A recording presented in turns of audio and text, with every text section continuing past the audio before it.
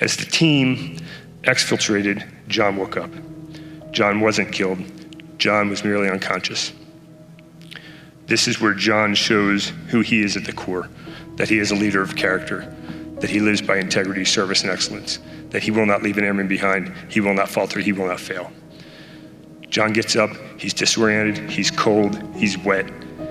The last memory he had is his teammates were around him. They're no longer there, but the fire, he's still receiving fire. At this point, John could have very honorably gone back to a point of exfiltration.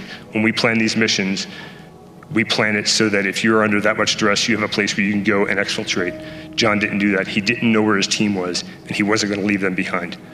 He will not falter, he will not fail. John proceeded uphill, wounded, to a bunker where he knew the enemy were. For the next hour, John fought close combat. He was within a bunker system that probably looked like this area right down here. And he was fighting close quarters combat. When he finally cleared his space, after that hour, it was him by himself. The sun was coming up over the mountains.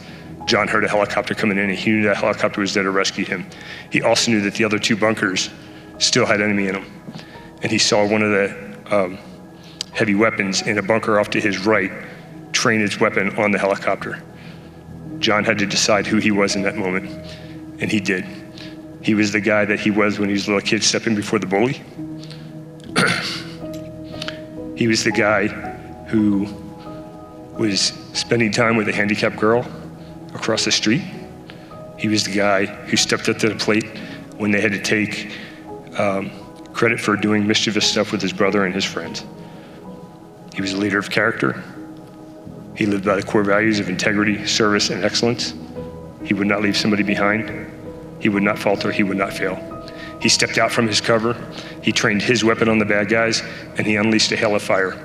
He took their attention away from the helicopter. They turned to him, and they shot him fatally.